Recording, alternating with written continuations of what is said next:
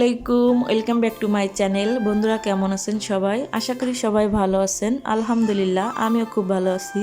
তো বন্ধুরা এখন হচ্ছে সকাল 7টা বাজে। তো এখন থেকে আমি ভিডিওটা শুরু করলাম। তো প্রথমে হচ্ছে আমি বিছনাটা গুছাই নিলাম।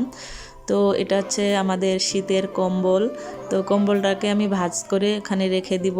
তারপর হচ্ছে বিছনাটার ঝাড়ু দিব ভালো করে। তো সারাদিন কি করি না করি সব কিছু আপনাদের সাথে শেয়ার করব। তো সাথে থাকুন, দেখতে থাকুন।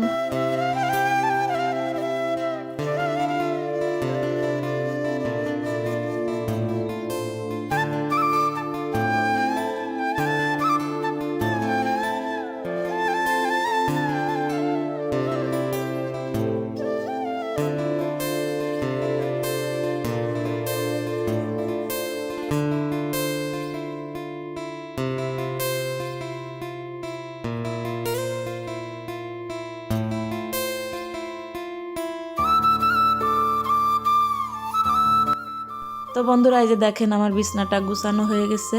আর এখন হচ্ছে আমি ফার্নিচারগুলো মুছে নিব। তো এটা হচ্ছে কালো জিনিস, তো এই জন্য প্রচুর ধুলা পড়ে, প্রতিদিনই মোছা লাগে এই জিনিসগুলো আর কি। তো আমি অফ ক্যামেরায় প্রতিদিনই মুছি। আর এই রাস্তার সাইডে ঘর, এই জন্য হচ্ছে প্রতিদিন এত পরিমাণ ধুলা পড়ে, মানে রাস্তা দিয়ে অনেক গাড়ি ঘোড়া যায়, এসব ধুলা উড়ে আসে এই কালো জিনিসের উপর পড়ে। আর ঘরের সব জিনিসের উপরই পড়ে, কিন্তু কালো জিনিসই বেশি দেখা যায়। আর এই যে হচ্ছে শোকেসের উপরটা আমি মুছে নিব। আর এই যে রাউটারেও আমি প্রতিদিনই মুছে নিই, কারণ অনেক ধুলা পড়ে রাউটারের উপরও।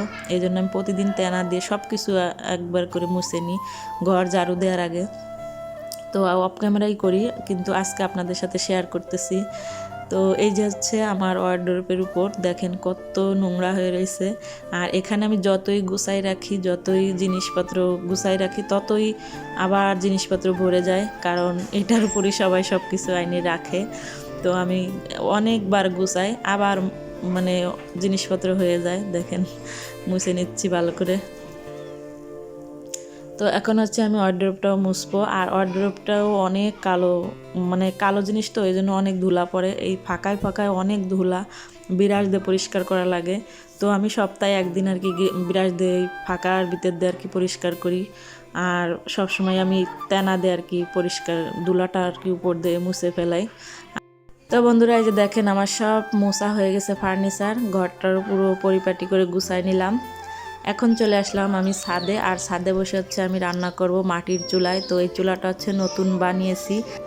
তো আজকে হচ্ছে ফার্স্টেই এই চুলায় রান্না করতেছি, মাটির চুলায়। তো কেমন হবে রান্না জানি না। তো এই যে দেখেন অলরেডি তরকারি বসাই দিছি। আর এই চুলাটার মুহানটা হচ্ছে একবারে ছোট, তো কাস্টে বেশি ঢুকানো যাচ্ছে না। তো আমি হচ্ছে রান্না করব হচ্ছে রুই মাছ দিয়ে, আলু, নতুন আলু দিয়ে, আর একটা শালগম তাই দিয়ে ঝোল রান্না করতেছি। তো এই এক পদের তরকারি রান্না করতেছি প্রথম দিন, তো এই জন্য এর পরের দিন অনেক কিছু রান্না করব, আপনাদের সাথে শেয়ার করব। তো কেমন লাগতেছে আমার মাটির চুলোয় রান্না বলুন কমেন্টে অবশ্যই। আমার কাছে তো খুবই ভালো লাগতেছে, কারণ আমার গ্যাসের চুলা অত রান্না বাড়া ভালো লাগে না, আমার মাটির চুলায় রান্না করতে খুবই ভালো লাগে। তো এখন থেকে আমি প্রায় রান্না করার চেষ্টা করব মাটির চুলায়, তো ছাদে বসে।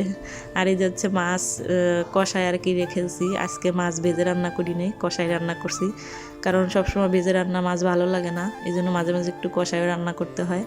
তো ওই যে এখন মাছ দিয়ে পানি দিয়ে দিচ্ছি, জুলের পানি। আর প্রচুর বাতাস, তো এই জন্য ধুমা হচ্ছে। তো বন্ধুরা যারা ভিডিও দেখতে দেখতে এই পর্যন্ত চলে আসছেন, তাদেরকে বলতেছি প্লিজ একটা লাইক দিয়ে আমার পুরো ভিডিওটাই দেখবেন, টেনে টেনে দেখবেন না, তাতে আমার একটু উপকার হবে যদি ফুল ভিডিওটা দেখেন।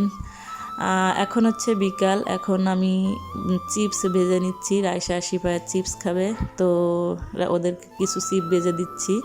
তো বন্ধুরা আমার এই ছোট্ট ভিডিওটা যদি আপনাদের কাছে ভালো লেগে থাকে, তাহলে লাইক, কমেন্ট, শেয়ার এবং সাবস্ক্রাইব করে আমার পাশে থাকবেন। আল্লাহ হাফেজ।